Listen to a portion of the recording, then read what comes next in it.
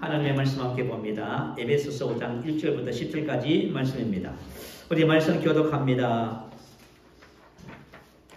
자, 에베소서 5장 1절 말씀을 제가 먼저 받들어 봉독합니다. 그러므로 사랑을 받는 자녀같이 너희는 하나님을 본받는 자가 되고 그리스도께서 너희를 사랑하신 것 같이 너희도 사랑 가운데서 행하라. 그는 우리를 위하여 자식을 보내사 하나님의 제물과 생제물로 하나님께 주시니라. 음행과 온갖 더러운 것과 탐욕은 너희 중에서 그 이름조차도 부르지 말라. 이는 성도에게 마땅한 바니라. 누추함과 어리석음을 많이나 영혼의 말에 마땅치 아니하니 오히려 감사하는 말을 하라. 너희는 정녕 이것을 알거니와 음행하는 자나 더러운 자나 탐하는 자 곧 우상 숭배자는 다 그리스도와 하나님 나라에서 기업을 얻지 못하리니 누구든지 헛된 말로 너희를 지키지 못하게 하라. 이를 말미암아 하나님의 진노가 불순종해야 될 너희에게 임하나니. 그러므로 그들과 함께 하는 자가 되지 말라. 너희와 전에도 이들에게 주어하는 것이라. 빛의 사람들처럼 행하라. 빛의 열매는 모든 착함과 의로움과 진실함에 있느니라. 주를 기쁘시게 할 것이 무엇인가 시험하여 보라. 아멘. 할렐루야. 자, 오늘 본문 말씀을 통해서 하나님 자녀의 두 가지 삶에 대해서 말씀의 은혜를 나누겠습니다. 자, 이 본서는 운이라고 하는 접속사로 시작됩니다. 이 접속사를 의미하는 바는 앞에서 지금까지 나눴던 모든 말씀에 대한 결론이 지금부터 시작된다. 그렇게 이해하시면 되겠습니다. 그래서 오늘 저와 여러분이 복음을 진리가 예수 안에 있는 그 말씀을 삶에 적용해서 그렇게 이렇게 삶을 살았더니 우리가 이제 이렇게 살아가는 하나님의 자녀의 삶이 이렇게 된다. 그렇게 말씀을 이해하시면 되겠습니다. 그래서 하나님의 자녀의 삶은 그냥 되는 것이 아니라 반드시 훈련 과정을 통해서 저와 여러분의 말씀의 진리가 우리 삶에 적용되고 그것이 익숙해질 때 나타나는 열매가 되겠습니다. 자, 오늘 하나님을 본받는 자의 삶, 하나님 자녀의 삶이 어떤 것인가 살펴봅니다. 자, 첫째 보니까요. 사랑 안에서 행하는 삶이다. 이렇게 2절의 말씀을 기록했네요. 그리스도께서 너희를 사랑하신 것 같이 너희도 사랑 가운데서 사랑 안에서 행하라. 그는 우리를 위하여 자신을 버리사 한기로운 제물과 희생 제물로 하나님께 드리셨느니라. 이렇게 기록했습니다. 자, 그리스도께서 너희를 사랑하신 것 같이, 같이는 카도스. 다시 말하면 예수님께서 우리를 사랑하신 그 사랑의 분량만큼입니다. 하나도 빠짐없이 그대로. 여러분, 저와 여러분이 해야 할 사랑의 내용을 지금 말씀하고 있는 거예요. 너희도 사랑 안에서 행하라. 이렇게 말했습니다. 여기서 말하는 사랑은 그냥 사랑이 아니라 아가페 사랑을 말하지요. 바로 하나님의 사랑을 말해요. 행하라 이 말은 페리파테오라고 하는 헬라어가 있지요. 이것은 바로 생활 방식을 말합니다.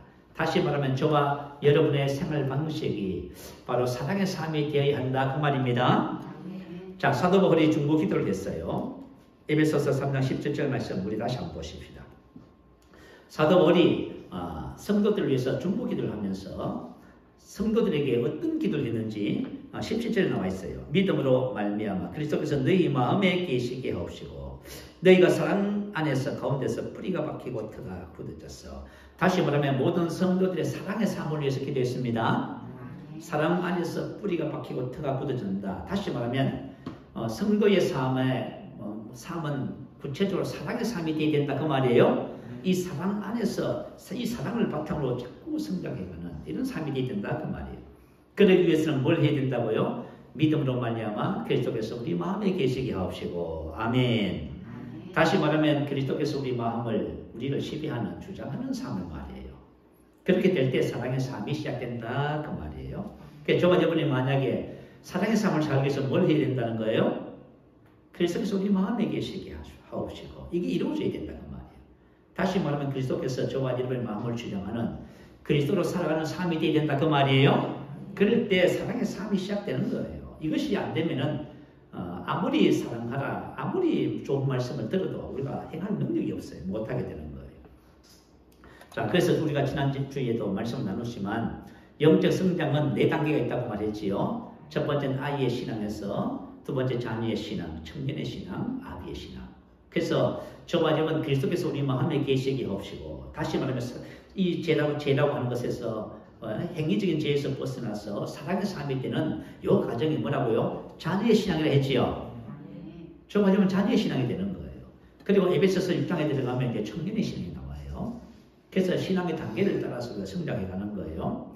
자녀의 신앙은 그리스도께서 지배하는 신앙입니다. 자, 왜 이럴 때 우리가 아가페, 하나님의 사랑을 할 수 있을까요? 이 아가페 사랑은 인간의 사랑이 아니잖아요. 맞지요? 여러분, 이것은 인간의 사랑이 아닌 하나님의 사랑이기 때문에 그래요.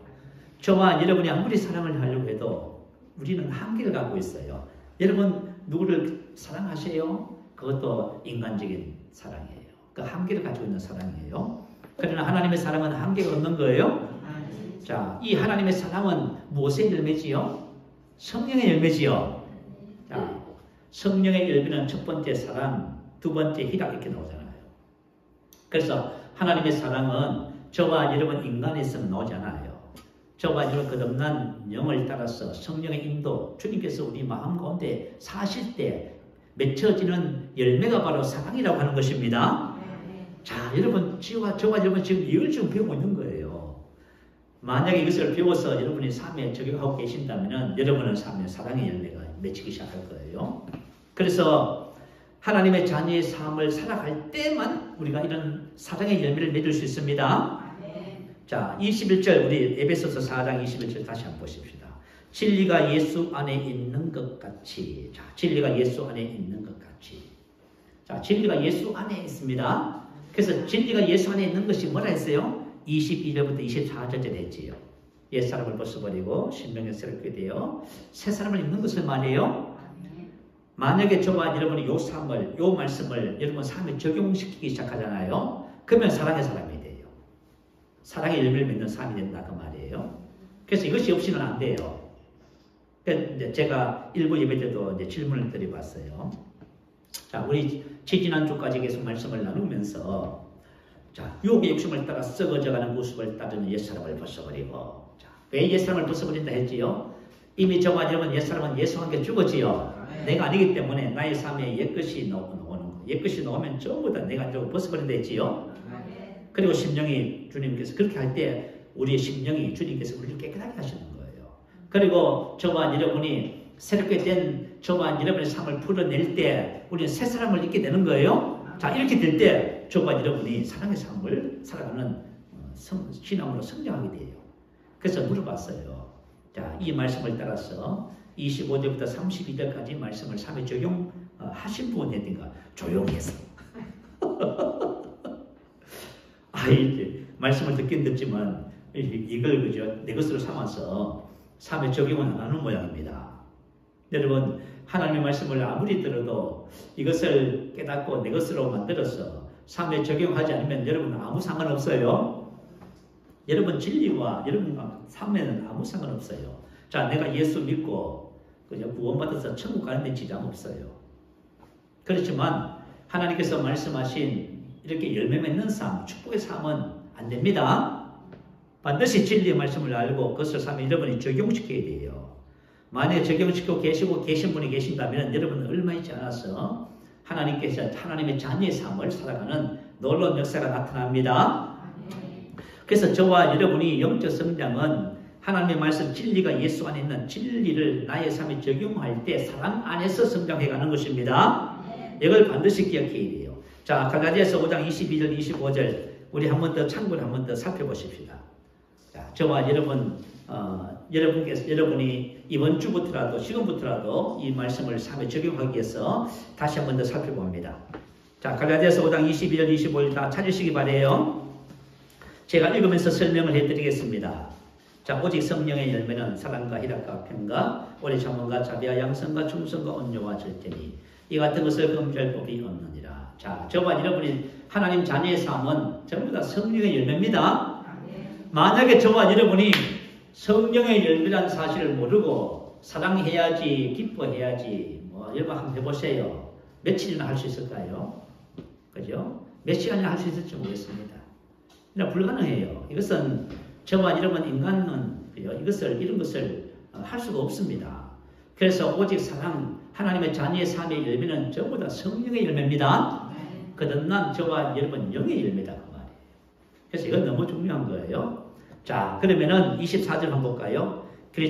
그리스도 예수의 사람들은 육체와 함께 그 정욕과 탐심을 십자가에 못 박았느니라. 만일 우리가 성령으로 살면 또한 성령을 행할지니. 자, 그래서 이와 같은 열매를 맺기 위해서는 뭘 해야 되는지를 말해주고 있어요. 저와 여러분은 육체와 함께 사라크스, 우리 타고난 본성을 말해요. 육체와 함께 그 육체 안에 있는 정욕과 제2의 본성인 탐심 에피디미아를 십자가에 못 박았습니다. 이 못 박았다는 말이 무슨 뜻이냐 하면은 과거 시제 능동태예요. 자, 우리가 옛사람을 벗어버리고 뭐라죠? 부정과거 중간때려지요. 같은 의미예요. 저와 여러분은 이미 육체와 함께 정과 욕심을 십자가에 못 박은 거예요. 여러분이 옛것은 전부 다 십자가에 못 박았어요. 다 죽어서 없어요, 여러분. 여러분이 완전 말입니다. 이것을 깨닫는 사람만이 이 복음의 진리를 여러분 삶에 적용할 수 있어요. 혹시 한 주간 사시면서 갈등하셨어요? 낙심하셨어요? 절망하셨어요? 아니면 여러분 어떤 슬픈 마음을 가지고 어떤 절망을 가지고 사셨는지 모르겠어요. 또 어떻게 사셨는지 모르겠어. 그렇지만 그것은 여러분이 아닙니다. 옛사람은 이미 예수 함께 십자가에 못 박혀 죽었습니다. 그래서 그것이 삶에 영향을 미칠 때 내가 아닙니다 부인할 수 있는 여러분 계시가 오게 되시길 바라요. 왜 이것을 해야 되냐 하면 이것을 할 때 성령으로 살면 성령으로 행하게 되는 것이에요. 야, 여러분 우리가 영으로 살아야 정말 하나님 자녀의 삶이에요. 그때 자녀의 신앙이 되는 거예요. 우리가 거듭나기 이전에는 육체를 따라 살았어요. 자, 거듭난 하나님의 자녀들은 이제는 성령을 따라 사는 것입니다. 성령의 영역에서 성령의 지배를 받아서 산다 그 말이에요. 그럴 때 저와 여러분 삶의 성령의 열매인 사랑의 삶이 실제가 되는 것입니다. 자, 이것이 되지 않으면 사랑하라는 말씀은 전부 여러분 율법이 되는 거예요. 그러니까 우리가 이제 율법을 얘기해요. 율법입니다. 율법이라는 것이 뭐냐면 복음 없이 내 힘으로 하려고 하는 것이 전부 율법이란 말입니다. 복음을 모르는데 사랑하라, 섬기라, 잘해라, 이렇게라, 저렇게라 뭐 전부 율법이지요. 그러나 복음을 알면은 하라는 모든 말씀이 열매로 나타나기 시작하는 거예요. 그게 얼마나 여러분 중요한 건지 몰라요. 자, 오늘 이제 제가 여러분의 사랑에 대해서 사랑이란 무엇인가 좀 나누고 싶어요. 왜냐하면은 우리 성도님들이 이제 같이 얘기를 해보면 자, 아가페 사랑, 하나님의 사랑, 그 사랑이 뭔지를 잘 몰라요. 그래서 여전히 사랑하면 또 한계를 만들어요. 한계를 만들어서 자, 그죠? 언제까지 우리가 용서해야 됩니까? 언제까지 섬겨야 합니까? 왜 나만 손해봐야만 하지요? 그래도 할 말은 해야 되지 않습니까? 이렇게 자꾸 이 질문을 해요. 자, 오늘 여러분 사랑에 대해서 좀 같이 나누십시다. 자, 사랑이란 요한일서 4장 16절에 보면 하나님은 사랑이시라. 자, 사랑이 하나님의 본질이다 그 말입니다. 그래서 저와 여러분도 마찬가지예요. 그리스도인에게서는 하나님의 본질인 사랑이 나타나야만 합니다. 왜 그럴까요? 그리스도가 우리 안에 계시잖아요. 자, 신기한 능력으로 생명과 결혼에 속한 모든 것을 우리가 얻었지요. 하나님의 성품의 동료자가 되지요. 하나님의 성품의 사랑을 우리가 지금 가지고 있어요. 하나님의 사랑이 우리 안에 부음받았다 그 말이에요. 그래서 정말 여러분을 통해서 뭐가 나타나야 되냐면 바로 이 하나님의 사랑이 나타나야만 합니다. 이 사랑이 나타날 때 사람들이 뭐라고 하는지 아세요? 너 예수 믿는구나 이렇게 말해요. 그러니까 저와 여러분이 그죠? 아무리 나 예수 믿어 난 하나님의 생명과 본성을 가지고 있어. 하나님이 내 안에 계셔. 아무리 이야기해도 소용없어요. 근데 여러분이 하나님의 본질인 이 사랑의 삶을 살면은 가르쳐주지 않고 말해주지 않아도 너 하나님의 사람이구나. 그걸 다 알아요. 무슨 말인지 알겠지요? 자, 그래서 저와 여러분의 삶에 바로 이 사랑이 나타나야만 합니다. 요한일서 4장 16절 자 올려주세요. 자, 우리 한번 크게 한번 읽어보겠습니다. 시작. 하나님이 우리를 사랑하시는 사랑을 알고 믿었노니 하나님은 사랑이시라. 사랑 안에 거하는 자는 하나님 안에 거하고 하나님도 그의 안에 거하시느니라. 자, 다시 말하면 저와 여러분을 통해서 사랑이 나타나기 시작하면은 하나님이 우리 안에 가신다는 사실이 나타나는 거예요. 근데 여러분 사랑이 나타나지 않으면요, 여러분들이 아무리 얘기해도 그죠? 거짓말 못 믿겠어 이렇게 하는 거예요. 그죠? 그래서 저와 여러분이 뭐 굳이 난 예수 믿는 사람입니다. 나는 장로입니다. 권사입니다. 목사입니다. 말할 필요도 없어요. 그냥 저와 여러분 안에 세상 사람들이 그죠? 할 수 없는 그 사랑, 기쁨이 나타나면은 사람들이 다 알아보는 것이에요. 요한일서 4장 17절은 이렇게 기록해서 이로써 사랑이 우리에게 온전히 이루어진 것은, 자, 이렇게 할 때 사랑이 우리 안에 온전히 이루어지는 거예요. 자, 그래서 저가 이런 사랑의 사람으로서 이 세상을 살아가게 되는 것입니다. 자, 하나님께서 이 세상에 보여주신 하나님의 사랑이 뭐지요? 바로 예수님이죠. 그래서 예수님은 하나님의 사랑의 나타남이라고 성경 기록해요. 본문 2절에도 기록해 놨습니다. 로마서 5장 8절에 보니까요, 우리가 아직 죄인 되었을 때에 그리스도께서 우리를 위하여 죽으심으로 하나님께서 우리에 대한 자기의 사랑을 확정하셨느니라. 나타내다, 보여주다, 입증하다. 자, 그래서 하나님의 사랑 앞에 사랑이 무엇인지를 예수님을 통해서 우리에게 입증해 주신 거예요. 나타내 보여주신 거예요. 그래서 하나님은 그 사랑만큼 우리도 사랑하라는 거예요. 그죠? 우리가 아직 죄인 되었을 때에, 그죠? 죄인 되었을 때에, 죄인인데 이 사람 분명히 죄인이야. 이 사람이 분명히 하나님의 원수야. 그런데 그 죄에서 구원하고 원수에서 화목하게 하려고 예수님이 뭘 하셨다? 대신 십자가에 그 죄와 사망을 짊어지고 죽으셨다 그 말이지요. 이게 사랑이에요, 여러분. 근데 우리가 뭐 원수를 얼마만큼 섬기고 용서하고 사랑해야 됩니까? 뭐 이렇게 접근하면은 답이 안 나와요, 여러분. 저와 여러분이 하나님의 사랑을 바르게 이해하면은 하나님께서 우리에게 주신 사함이 얼마나 위대하고 아름다운지를 발견하게 되는 거예요. 이걸 못하니까, 발견하지 못하니까요. 뭐 그냥 그렇지, 예수 믿어도 그렇지. 그래도 난 예수 믿고 좀 좋아졌어. 뭐 이렇게 도덕적인 삶을 살아갑니다. 그러나 복음적인 삶은 하나님의 사랑으로 살아가는 거예요. 자, 그래서 저와 여러분 이제부터는 얼마만큼 섬겨야 되고 얼마만큼 용서해야 되고 얼마만큼 받아줘야 됩니까? 이런 질문을 여러분 하지 마셔야 돼요. 자, 베드로가 하나님께, 예수님께 다음과 같은 질문을 했습니다. 마태복음 18장 21절이에요. 자, 주여, 형제가 내게 죄를 범하면 몇 번이나 용서하여 주리까? 7번까지 하오리까? 이렇게 이제, 그죠? 베드로가 제안을 했어요. 당시 랍비들은 율법에 따라서 어떻게 가르쳤냐면 형제가 죄를 범하면 3번까지는 용서하되 그 다음부터는 딱 범해야 된다. 이렇게. 왜요? 자꾸 용서해주면 저 사람 자꾸 죄질 거란 말이야. 자꾸 나에게 소원을 느끼게 이렇게 걱정하고 있는 거예요, 지금. 대부분의 사람들이 그래요. 자, 3번까지만 딱 해라. 근데 베드로가 7번 완전 수지요. 이건 대단한 것입니다, 당시로서는. 아마 베드로는, 그죠? 자신의 뭐랄까요? 자기의 간대함을 자랑하고 싶었을까요? 7번까지 하고 오니까 이렇게 말을 한 거예요. 그랬더니 예수님께서 뭘 하셨어요? 예수님의 대답은 참 정말 상상을 초월하는 것이었습니다. 자, 3번, 7번. 자, 제한적인 용서가 아니라 무한 수로서의 7번씩, 70번씩 7번까지 용서하라. 이렇게 했어요. 예수님께서 말씀하신 수는 무한수입니다. 우리는 뭐냐면 자꾸 한계를 씌워요. 3번, 7번, 10번, 100번. 자꾸 한계를 준다고. 그래서 한계를 짓는 것은 뭐예요? 조건적이에요. 항상. 그래서 인간의 사랑은 항상 조건적입니다. 하나님의 사랑은 뭐예요? 무한대 있어요. 그러면서 왜 용서해야 되는지 다음과 같은 말씀을 주셨어요. 자, 천국은 그 종들과 결산하려 하던 어떤 임금과 같으니, 다시 말하면 이것은 천국의 법이다 그 말이에요. 결산할 때에 1만 달란트 빚진 자 한 사람을 데려오매, 자, 1만 달란트 빚을 냈답니다. 자, 당시 한 달란트는 무게 단위로서 순금 34kg를 말해요. 그 1만 달란트는 엄청나지요. 근데 지금 시세로, 그죠? 순금 한 달란트는 얼마가 될까요?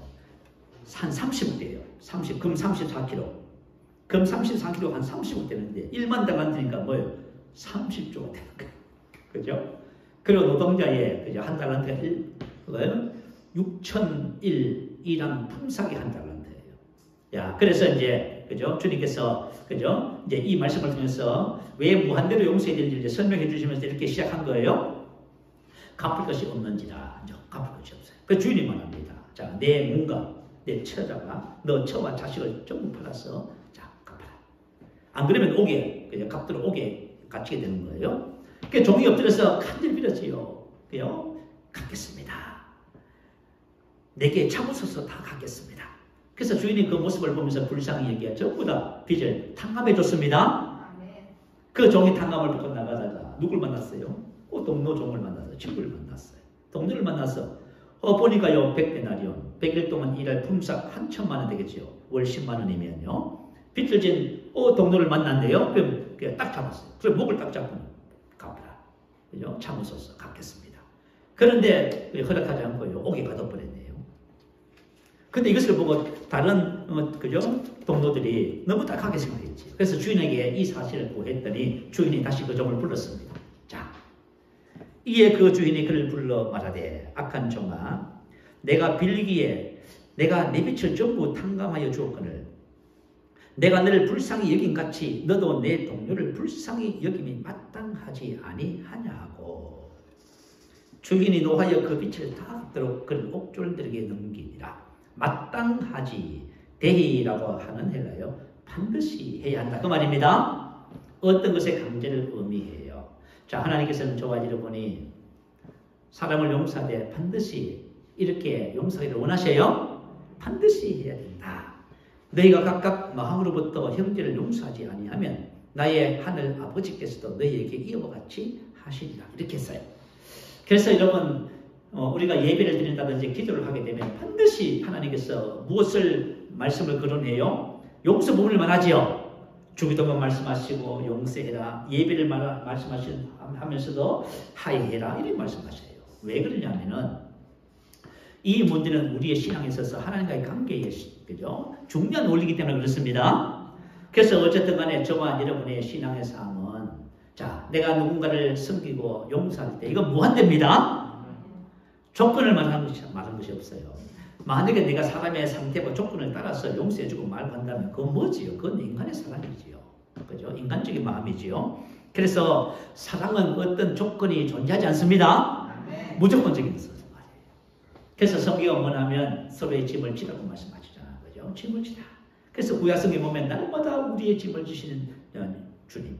그래서 주님은 저와 여러분 짐을 날마다 지십니다. 우리가 아직 죄인 되었을 때에 그리스도께서 우리를 위하여 죽으심으로 곧 우리가 원수 되었을 때에 그의 아들의 죽으심으로 말미암아. 근데 원수를 위해서 죄인을 위해서요 대신 죽어주는 것이 바로 하나님께서 말씀하신 아가페 사랑입니다. 그러니까 여러분 생각해 보세요.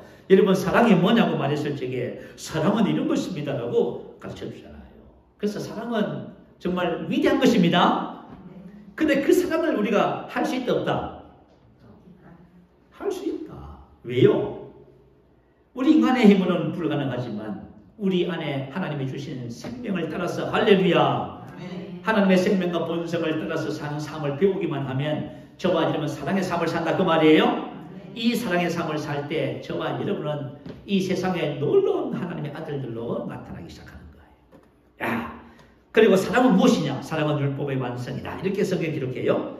자, 로마서 13장 8절 10절 제가 읽어드릴게요. 들어보세요.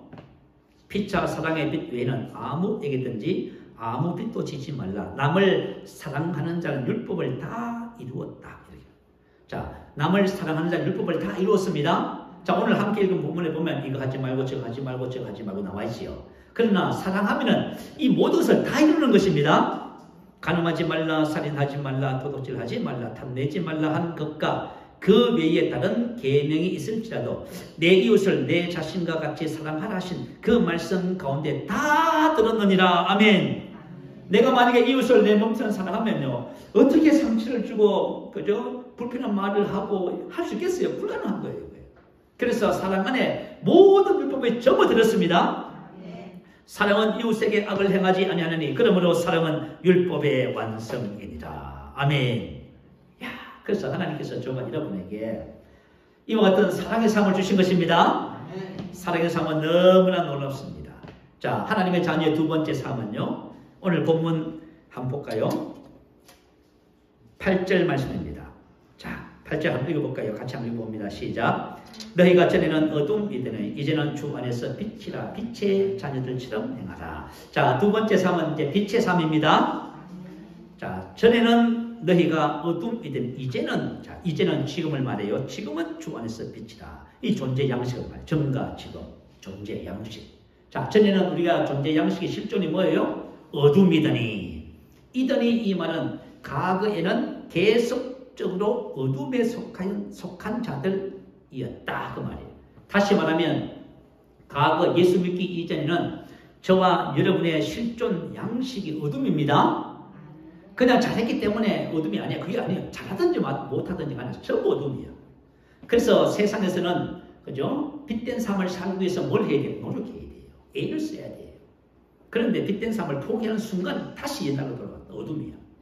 그러니까 어떻게 어떤 의미에서 보면요, 세상 사람들은요, 그죠? 바른 삶을 산다는 것은 거의 불가능하다시피 해요. 너무너무 힘들어. 왜 그러냐면, 자, 요한복음 3장 6절에 보면, 육으로 난 것은 육이요, 성령으로 난 것은 영이지요. 이건 실존을 말 실존. 존재 자체예요. 육으로 난 것은 육이다. 자, 저와 여러분 처음에는 사라크스에서 난 것은 사라크스입니다. 근데 이 사라크스에서 내가 났는데, 이 사라크스가 뭐예요? 나는 육신에 속하여 죄 안에 팔렸도다. 이렇게 되는 거예요. 다시 말하면, 죄가 주인이다. 그 말이에요. 옛날에 왜 우리가 어둠이냐면, 죄가 나의 주인이기 때문에. 죄가 나의 주인이고, 사망이 나의 주인이에요. 죄와 사망의 법이라지요. 그죠? 그러니까 질병이 나의 주인이에요. 슬픔과 고통과 괴로움이 나의 주인이란 말이에요. 그래서 문제가 하나 해결되면 또 오고 더 큰 것이 오고 말이에요. 계속 반복되는 거예요. 그래서 문제가 끊임없이 나타나고요. 야, 제가 세번 주간보호센터에서 일주일에 한 번씩 어르신들을 뵈러 가잖아요. 야, 80에 다 넘으시고요. 제일 연세가 많으신 분은 90 초반이 되셨어요. 어르신들을 뵈면서요. 그죠? 그분들은 이제 정신적으로 치매기도 좀 있고요. 얼굴에 웃음기도 없고요. 그냥, 여러분 한번 생각해봐요. 사람이 있잖아요. 우리가 인생을 살면서 우리 모습이에요. 근데 성경은 뭐냐면 우리의 그 사람은 후패하지만 우리 속은 날마다 새로워져요. 정말 여러분 사랑과 기쁨과 감사와 은혜로 계속 말이죠. 계속 풍성해지는 거예요. 근데 세상은요. 계속 육체도 그죠? 썩어져 가고 있어. 정신도 그죠? 썩어져 가고 어두워져. 어둠이야. 어둠 가는 거.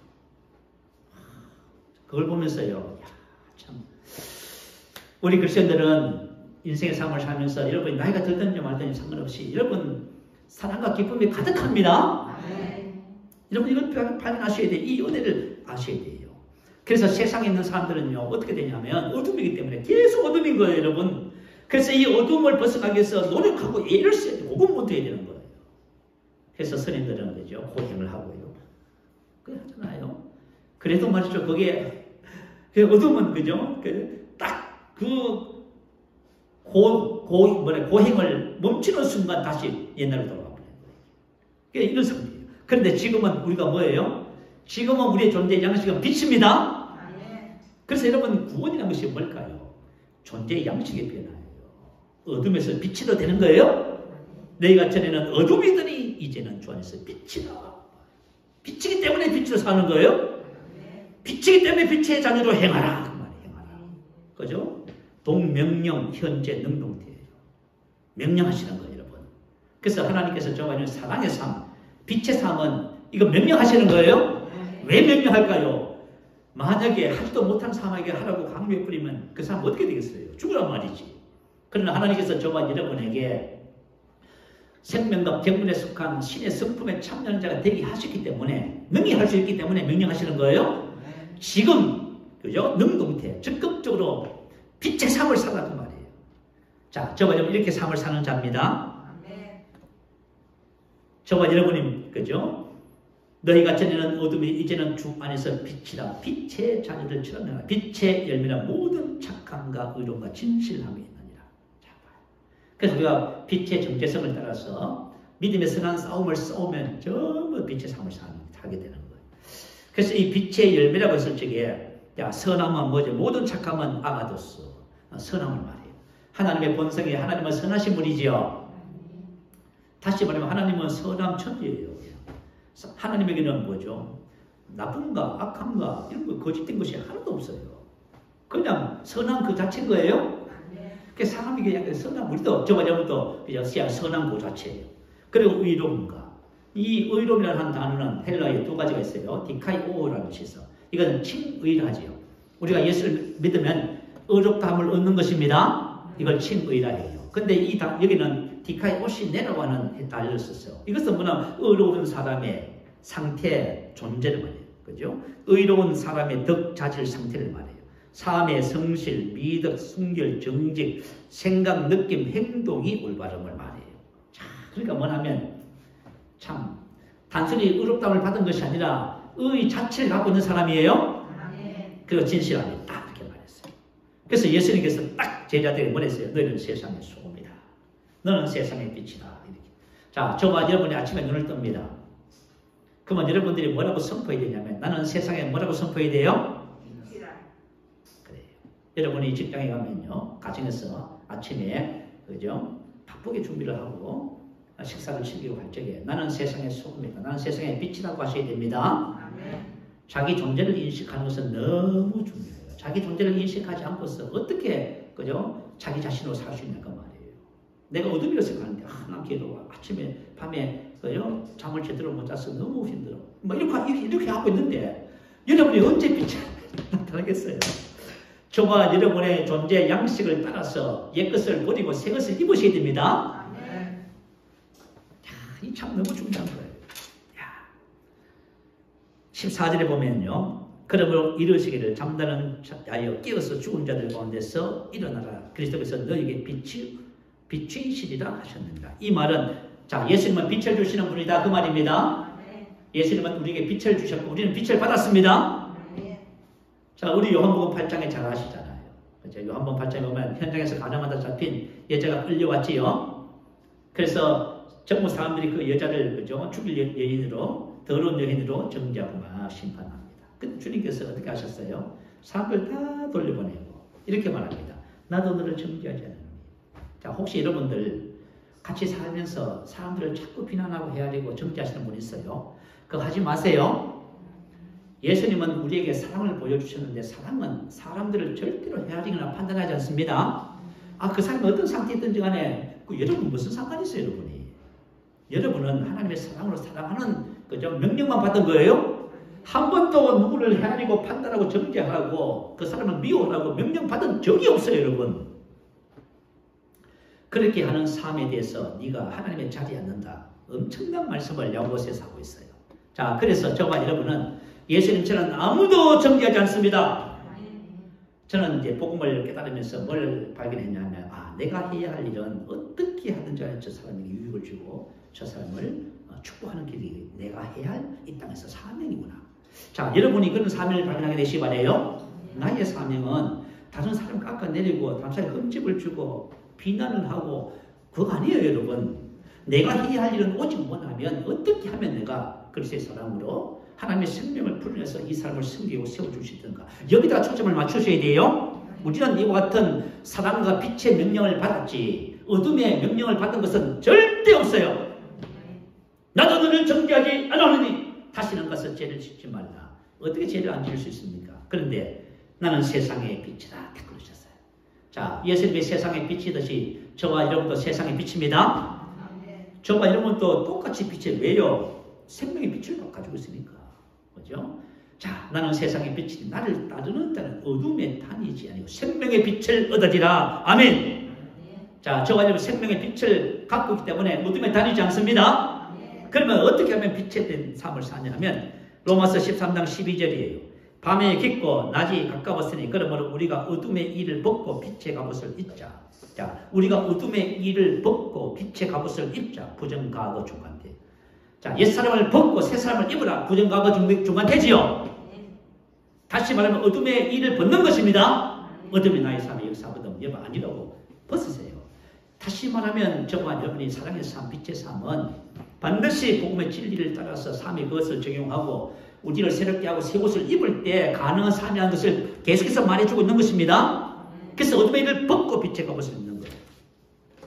자, 하나님께서 우리에게 주신 두 가지 삶은요, 사랑과 빛의 삶입니다. 그리고 여기서 말하는 누추함, 어리석은 말, 희롱의 말, 온갖 더러운 것 여러 가지 있잖아요. 책망받는 것 이런 거잖아요. 이것은 저와 여러분이 본질을 따라서 우리에게 하나님께서 우리에게 주신 하나님의 아들의 본성을 따라서 살면 이건 다 해결되는 거예요. 그런데 이건 이렇게 하나 이렇게 하나 아무리 설명을 해도 내가 하나님의 본성을 따라서 사는 방법을 모르는데 어떻게 할 거예요? 안 되는 것이죠. 그래서 저와 여러분 나는 사랑의 사람, 빛의 사람인 것을 아는 것이 중요합니다. 자, 그 다음에 우리 성령 충만에 대해서 넘어가십시다. 15절입니다. 15절부터 20절까지 15절부터 17절까지 제가 18절까지 제가 읽으면서 설명해 드릴게요. 그런 점 너희가 어떻게 행할지를 자세히 주의하여 지혜 없는 자같이 하지 말고 오직 지혜 있는 자같이 하여 세월을 아끼라 때가 가니라. 그러므로 어리석은 자가 되지 말고 오직 주의 뜻이 무엇인가 이해하라. 술 취하지 말라. 이는 방탕한 것이니 오직 성령으로 충만을 받으라. 자, 이게 두 가지 삶을 이제 또 대조하고 있습니다. 지혜로운 자의 삶과 어리석은 자의 삶을 대조하고 있습니다. 자, 그러면 지혜가 없는 자의 삶은 어떤 삶일까요? 자, 한번 보십시다. 16절, 세월을 아끼라. 세월을 낭비하는 사람. 여러분, 지혜 없는 삶은 세월을 낭비하는 삶입니다. 자, 세월을 세월이라는 것은 뭐냐면 시간을 말해요. 시간에는 헬라어로 두 종류의 시간이 있어요. 크로노스와 하고요, 카이로스라고 하는 시간이 개념이 있어요. 크로노스는 뭐냐면 시간의 기간을 말해요. 전체적인, 그냥 시간적인 의미예요, 그냥. 근데 카이로스는 달라요. 카이로스는 적합한 시간, 때, 좋은 기회의 순간, 그렇게 말해요. 사람이 결단을 해야 하는 중대한 상황, 운명의 순간, 결정적 행동을 요구하는 운명. 다시 말하면 카이로스는 어떤 특별한 때, 좋은 기회의 순간이에요. 내가 나의 인생의 운명을 결정할 수 있는 좋은 기회의 순간이란 말이에요. 자, 우리 인생에는 반드시 그런 때가 오지요. 그때 지혜로운 사람은 그 때를요 딱 붙잡아요. 근데 어리석은 사람은 그 때를 놓쳐버려요. 자, 그러면 성경에서 말하는 이런 중요한 카이로스가 무엇인지 성경적으로 우리 한번 살펴보십니다. 고린도 후서 6장 1절 2절입니다. 올려주시면 함께 했습니다. 시작. 우리가 하나님과 함께 일하는 자로서 너희를 권하노니 하나님의 은혜를 헛되이 받지 말라. 이르시되 내가 은혜 베풀 때에 너희를 듣고 구원의 날에 너희를 도왔다 하셨으니 보라 지금은 은혜 받을 만한 때요 보라 지금은 구원의 날이로다. 자, 하나님과 함께 일하는 자로서 너희를 권하노니, 자, 우리에게 권면을 주시는 거예요. 하나님의 은혜를 헛되이 받지 말지라. 하나님의 은혜, 헛되이는 유익이 없는 공허한 허무맹랑한 것이 되지 않도록 하라, 그 말이에요. 다시 말하면 하나님께서 지금 우리가 복음을 통해서 베풀어 주시는 이 무수한 은혜이지요. 이것을 헛된 것으로 만들지 말라는 거예요. 공허한 것으로, 아무 유익이 없는 것으로. 다시 말해서, 자, 우리가 복음을 지금 나누고 있잖아요. 근데 이 복음이 나에게 아무 유익이 없네. 오히려 귀찮아. 왜 자꾸 저렇게 하는 거야? 왜 자꾸 하라고 하는 거야? 왜 방언기도 하라는 거야? 왜 고백하라고 하는 거야? 이렇게 이제 접근하는 거예요. 이렇게 하면 나에게 아무 유익이 없습니다. 그래서 히브리서 4장에 뭐라 했어요? 자, 너희가 복음 전함을 받은 자네, 너희에게 유익되지 못한 것은 너희가 그 복음을 내 것으로 삼아서 너희 안에 말씀을 받아들여서 이것이 믿음과 결합을 해서 그것을 하지 않는다, 그 말이에요. 이걸 하나님은 저와 여러분이 지금 공무원 복음은 하나님의 은혜를 허무맹랑한 것으로 만들어버리는 거예요.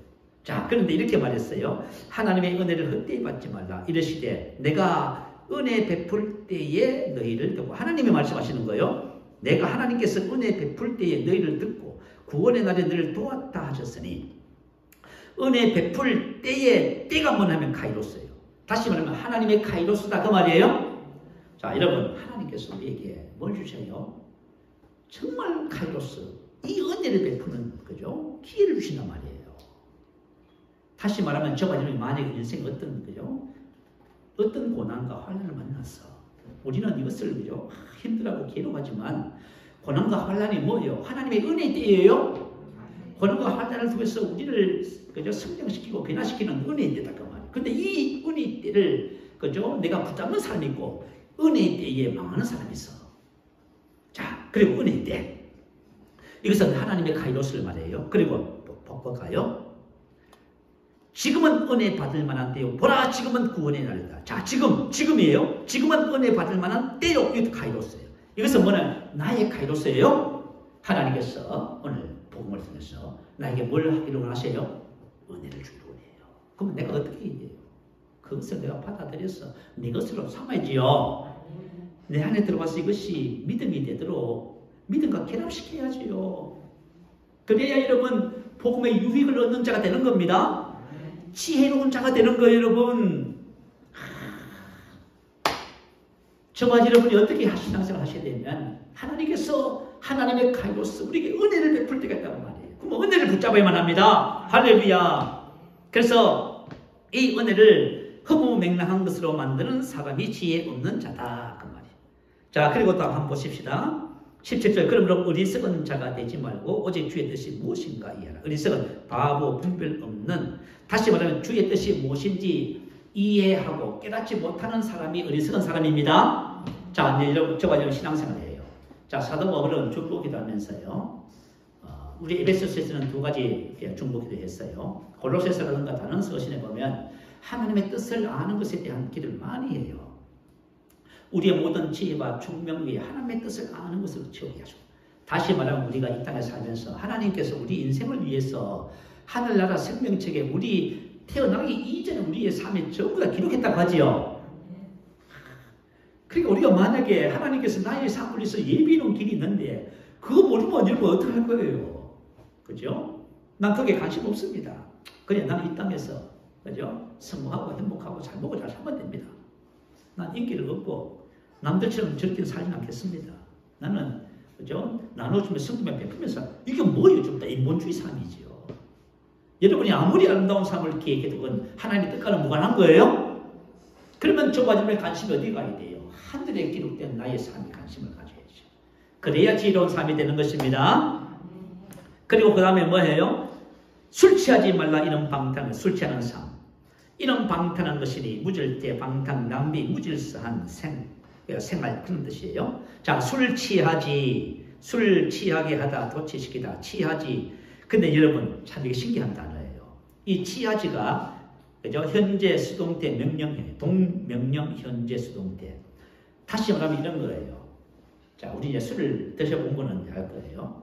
처음에 내가 술을 먹어요. 그죠? 그러면 좀 먹다 보면 이제 술을 먹는다 하지요. 그래서 술을 먹다 보면 술이 술을 먹어요. 술도 더 마시면 어떻게 돼요? 술이 나를 먹는다 하지요. 그게 술 시험이에요.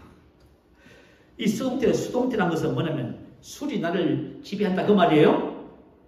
술이 나를 이끌어간다 그 말이에요. 그러니까 술이 취해가지고 정신이 없는 거예요.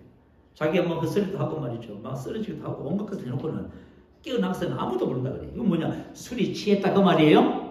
근데 왜 이 술 취함을 성령 충만과 그죠? 대조시켰을까? 비교했을까요? 성령 충만보다 똑같아요. 자, 이제 그 다음에 말씀을 나눌 거예요. 자, 어쨌든 간에 지혜 없는 사람은 바로 술을 취하는 것입니다. 그러면 지혜 있는 자는 어떤 자를 말할까요? 세월을 아끼는 자. 세월을 아낀다 이 말은 사다 그 말이에요. 시간이 제공하는 기회를 사다 그 말이에요. 자, 카이로스 다시 말하면 거예요. 이 시간 속에는요, 하나님의 카이로스가 있고 은혜가 있어요. 그것을 여러분 사야만 합니다. 여러분 하나님께서 우리에게 은혜를 주실 때 그것을 여러분이 돈을 무슨 대가를 치르더라도 그걸 사야만 합니다. 자, 성경적인 마인드를 가진 유대인들은 시간에 대해서 어떤 생각을 가지냐 하면 이런 생각을 가져요. 여러분 혹시 김성일 권사님 얘기 들어보셨어요? 김성일 권사님은 사업가면서도 작가예요. 책도 여러 권 많이 써내고요. 이분은 사업을 하시는 분이에요. 감리교 권사님이신데 한 번은 이스라엘 여행을 가셨답니다. 그래서 이스라엘 가서 이분은 그죠? 물건을 사다 그죠? 소개하고 이렇게 하는 사업가이기 때문에요. 어디든지 간에 물건을 살핀대요. 그래서 이스라엘 큰 상가에 들어가서 이제 원하는 물건을 찾는 데 있더랍니다. 그래서 이제 뭐냐면 가격을 물어봤대요. 이제 흥정을 해야 되잖아요. 그죠? 그래서 물어봤더니 그 저번에 하는 말이 뭐냐면 이것은 100만 원입니다. 이렇게 말했어요. 그래서 이제 우리 한국 사람들은 100만 원 하면 우리 옛날에 어떻게 했어요? 물건을 아까야 되겠지요. 흥정을 해야 되잖아요. 그래야 그 재미로 물건 사잖아요. 그래서 처음에는 아주 세게 후려쳐버립니다. 80만 원. 100만 원에 80만 원. 안 됩니다. 85만 원. 안 됩니다. 90만 원. 안 됩니다. 95만 원. 안 된다는 거예요. 그래서 안 되면 어떻게 해요? 우리가 나와야지요. 나와서 또 딴 데 또 한 바퀴 비행 도시다가 또 어떻게 해요? 또 그 집 또 찾아가잖아요. 그죠? 다시 매년 흥정해야 되는데. 그래서 또 물어봤대요. 이거 얼마입니까? 110만 원입니다. 깜짝 놀랐어요. 아니 조금 전에 100만 원이 하시더니 왜 갑자기 110만 원 됐습니까? 그 주머니 뭐라고 하는지 아세요? 물건값 100만 원. 당신이 나에게서 빼앗아간 시간의 값 10만 원, 110만 원입니다. 그래서 110만 원을 안 주면 그죠? 안 판다는. 그래서 110만 원 주고 샀대요. 여러분, 유대인들은 13살 되면은 뭐 해요? 뭘 하면 성년식 하잖아요, 성년식. 성년식 때 3가지 선물을 한대요. 첫 번째 성경책이고. 왜 성경책을 선물하냐면 말씀을 따라서 인생을 살라고 성경책을 선물하는 거예요. 그래서 13살만 되면 그들은 신앙적으로 독립하는 거예요. 누구한테 지시도 안 받아요. 자기가 성경을 연구하고 묵상해서 성경에 따라서 자신의 인생을 계획하는 거예요. 참 놀랍지요. 이게 전통 유대인들의 삶의 모습이에요. 그래서 성경책을 선물하고, 두 번째는 시계예요. 그죠? 자, 왜 시계를 선물하냐면 시간의 소중함을 느끼기 위해서. 약속 시간을 지키는 것, 시간을 귀하게 여기는 것, 그걸 이제 교훈하기 위해서 시계를 선물한답니다. 자, 그래서 저와 여러분 신앙생활 또 세월을 아껴만 합니다. 그냥 세월 없이 오늘 못하면 내일 하지, 내일 못하면 그 다음날 하지. 이렇게 하면 여러분 세월을 아끼는 것이 아니라 세월을 낭비하는 것이잖아요. 하나님께서 주신 이 시간의 개념 속에서 주신 은혜들을 여러분이 붙잡으시기를 축복합니다. 그 두 번째는 오직 주의 뜻이 무엇인지 이해하는 자, 깨닫는 자가 지혜로운 사람이죠. 그리고 오직 성령 충만한 자가 지혜로운 사람입니다. 충만 플레로호, 성령 충만함을 받으라. 충만함을 받으라. 이 단어는 플레로호라고 하는 한 단어예요. 다시 말하면 성령의 충만입니다. 충만함, 충만. 자, 여기서 말하는 충만은 막 기도를 했더니 막 진동이 오고 뜨거워서 충만했다. 그리고 외적인 충만을 말하는 것이 아니에요. 성령의 내주를 말하는 것도 아니고요. 성령 침례와 외적인 것을 말하는 것이 아니고, 예수 믿는 우리 안에 계신 성령님께서 나의 삶을 지배하고 이끌어가는 것을 말합니다. 이게 바로 성령 충만이라고 여기 포인트했어요. 로마서 8장 14절에 나와 있지요. 성령의 인도받는 그들이 곧 하나님의 아들이라. 성령이 인도하다, 끌고 가다 그 뜻이에요. 내 안에 계신 성령께서 내가 복음의 진리를 들어서 나를 성령님께 드리면은 성령님께서 어떻게 해요? 나를 끌고 가는 것이 돼요. 그게 바로 성령 충만이에요. 그래서 여러분 성령 충만에 대한 이해를 바르게 가지지 못하니까 우리는 늘 항상 뭐예요? 막 불러 하는 게 성령 충만 받으라고. 이게 틀리다는 말은 아니에요. 이게 외적인 충만을 말이에요. 근데 뭐 성령을 충만해서 막 기쁨이고 감사했는데 뭐 하루도 못 가네. 근데 이 성령 충만은 그런 게 아니란 말이에요. 성령 충만은 내 안에 계신 성령님께서 저와 여러분을 어떻게 해요? 지배하고 이끌어가는 삶을 말해요. 그래서 성령 충만해야 사랑의 열매도 맺고, 그죠? 기쁨의 열매도 맺고, 빛의 열매도 맺는 것이지요. 그리고 성령 충만해야 그 다음부터 나오는 아내와 남편, 자녀와 부모, 종과 상전, 이런 모든 말씀들이 여러분이 행하는 자가 되는 거예요. 교회 안에서 말이죠. 복음의 진리에 따르는 삶을 훈련하지 않고 성령 충만하지 않으니까 아무리 가르쳐도, 그죠? 아내와 남편 말씀을 가르쳤더니 이 부부싸움 하네. 목사님이 이랬잖아 저랬잖아. 뭘 이래저래. 그죠? 아무리 가르쳐도 10년 20년 신앙생활 해도 아내들이여 남편을 존중하고 복종하라 하나도 안 하고, 남편들이 아내를 사랑하라 하나도 안 하고, 이 뭐 하는 짓거리죠 우리가. 매일 듣고 말고 은혜 받았다고 이런 상태에서 지금 우리가 되고 있는 거예요. 자, 저와 여러분이 예수 안에 있는 진리, 복음의 진리를 여러분이 알고 그걸 삶에 적용해야만 합니다. 네. 그럴 때 나타나는 현상이 뭐죠? 성령 충만한 거예요, 여러분. 성령에서 저와 여러분을 이끌어서 성령으로 사는 새로운 피조물 삶이 되는 거예요. 그럴 때 사랑, 기쁨 이런 열매들이 그냥 자동으로 열매는 맺히는 거예요. 자, 성령의 충만을 받으라. 할렐루야. 성령 충만에 대한 바른 이해를 가지겠습니다.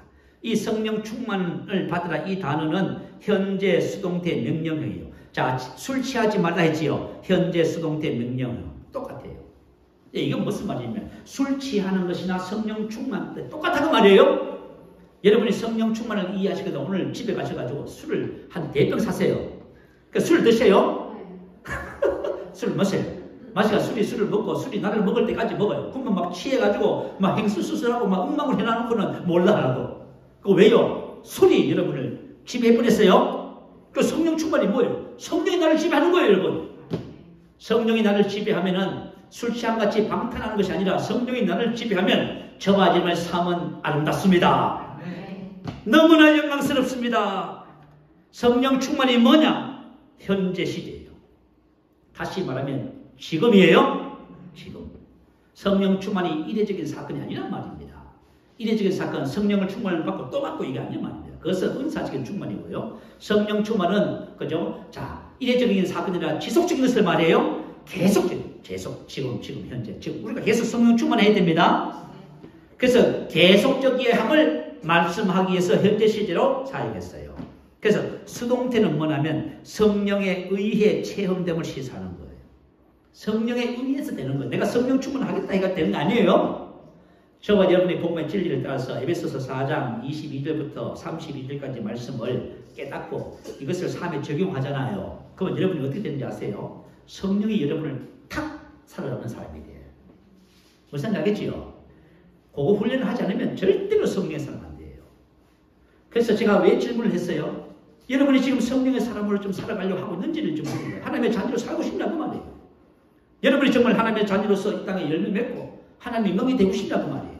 그렇다면 뭘 해야 돼요? 에베소서 4장 22절 말씀처럼 복음의 진리를 삶에 적용하고 그것을 실제화시켜서 여러분이 매 순간마다 하셔야 된다 그 말이에요. 자, 그런 거예요. 저도 신앙생활 하면서요, 아직까지 내 잠재워진 무시 속에 벗어버려야 할 것이 많아요. 옛것이 많아요. 그래서 어떤 상황이 주어지면 그것이 올라와요. 그럼 어떻게 해요? 그 순간 바로 적용하면 내가 아닙니다. 난 이런 사람입니다. 이 새 사람이 있는 거예요. 그래서 옛사람을 벗고 심령에 새롭게 되어 새 사람을 자꾸 입으면 어느 순간인가 성령님이 저 바지를 탁 사로잡는 역사가 나타나요. 그렇게 하지 않으면 지속성이 없어요. 왜냐하면 우리가 은혜 받으면 가끔씩 막 주체할 수 없는 기쁨이 있잖아요. 이것도 바로 성령께서 우리를 지배해서 그런 거예요. 또 어떤 경우에 보면 정말 꼴보기 싫은 저 사람이 어떤 날 불쌍해지면서 막 사랑하고 싶잖아요. 가끔씩. 가끔씩. 근데 하나님은 이것이 뭐예요? 지속성이 있게 돼. 그죠? 무슨 말인지 알겠지요? 가끔씩이 아니라 너는 이런 사람을 이렇게 계속 지속적으로 이렇게 그죠? 현재 그죠? 명령형이에요. 성령 충만이 모든 그리스도인을 하는 것이다. 명령형의 의미예요. 그래서 성령 충만은 뭐예요? 전 하기 싫습니다. 그런 개념이 아니란 말이에요. 이건 모든 그리스도인들이 성령을 충만해야 됩니다. 하나님이 명령하시는 거예요, 여러분. 여러분 한번 생각해봐요. 군에 가면은 그죠? 명령 계통 있잖아요. 그죠? 자, 군에는 명령하면 뭐예요? 분명히 내가 돌기 앞으로 하면 죽어. 지금 막 포탄이 날아오고 기관단총 탄알리 빗발처럼 쏟아지는 거예요. 그런데 그죠? 지휘관이 뭐라고 해요? 돌기 앞으로 명령을 했네. 착금! 그거 먹고 왔어. 착금을 해가지고 돌기 앞으로 하면 은폐했던 곳에서 일어나서 앞으로 뛰어가야 됩니다. 죽는 것을 뻔히 알면서도 뛰어가요. 그게 바로 명령입니다. 그리고 우리 명령은 뭐 하나님 명령하든지 말든지 난 뭐 신경 안 씁니다. 자, 그래서 여러분 성령 충만에 대한 바른 이해를 가지시기 바래요. 자, 그래서 저와 여러분이 지금까지 말씀을 나누면서 무엇을 위해서 왔어요? 성령의 사람이 되라고 좀 하는 지금까지 쭉 말씀을 연결해 온 거예요. 아시겠죠? 에베소서 4장을 통해서요. 5장에서 성령의 사람이 되면 그 다음부터 뭐예요? 이런 열매 맺는 삶을 딱 사는 거예요. 자, 다음 주에는 성령의 충만한 열매 맺는 삶에 대해서 말씀을 나누겠습니다. 자, 우리의 말씀을 생각하면서 할렐루야 한번 크게 부르시고 기도하실 때에 여러분들이 오늘 우리 지난주에 나눴던 모든 말씀들을 삶에 적용해서 내가 성령의 사람으로 그렇게 살아가겠습니다. 자, 우리 고백하면서 할렐루야 한번 부르시기도 합니다. 할렐루야.